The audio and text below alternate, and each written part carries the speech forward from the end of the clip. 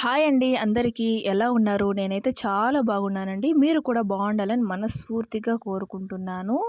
ఈరోజు క్యారెట్ పళ్ళెం ఎలా చేయాలో మా విలేజ్ స్టైల్‌లో నేను చేసే విధానం చూపించబోతున్నానండి. దానికి క్యారెట్ తురుము, ఉల్లిపాయలు, పచ్చిమిర్చి తీసుకోవాలి.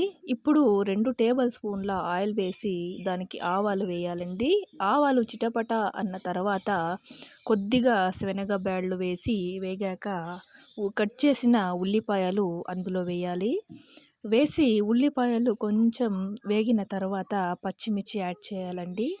పచ్చిమిర్చి యాడ్ చేసి అది కొంచెం వేగిన తర్వాత మనం అప్పుడే తురిమి పెట్టుకున్న క్యారెట్ తురుమును ఇప్పుడు వేసుకోవాలి. వేసుకున్న తర్వాత దాన్ని కొంచెం మగ్గనివ్వాలండి. నా ఛానల్ ఎవ్వరు సబ్స్క్రైబ్ చేసుకోవట్లేదండి, లైక్ చేయట్లేదు. కాస్త సబ్స్క్రైబ్ చేసుకోండి. మీరు సబ్స్క్రైబ్ చేసుకుంటేనే కదండి నాకే కొంచెం బూస్ట్‌లా అనిపిస్తుంది ఇంకొక వీడియోస్ చేయాలని.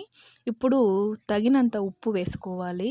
ఉప్పు వేసుకొని కొంచెం కలుపుకోవాలండి. కలుపుకున్న తర్వాత ఒక టేబుల్ స్పూన్ ధనియాల పొడి, తర్వాత ఒక హాఫ్ టేబుల్ స్పూన్ కారం పొడి వేసుకోవాలండి.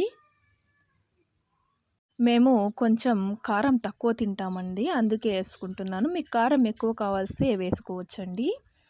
తర్వాత కొంచెం అది వేగనివ్వాలండి. ఒక 10 మినిట్స్ అలా కలిపితే క్యారెట్ పళ్ళెం అనేది రెడీ అయిపోతుంది. దానిపైన కొంచెం పచ్చి కరివేపాకు వేసుకొని ఇంకొకసారి కలపండి. అంతేనండి, క్యారెట్ పళ్ళెం బాగుంటుందండి. ఒక్కసారి మీరు కూడా ట్రై చేయండి. ట్రై చేసి ఎలా వచ్చిందో నాకు కామెంట్ రూపంలో తెలియజేయండి. చపాతీకి చాలా బాగుంటుందండి క్యారెట్ పళ్ళెము. థ్యాంక్ యూ ఫర్ వాచింగ్ అండి. Bye bye.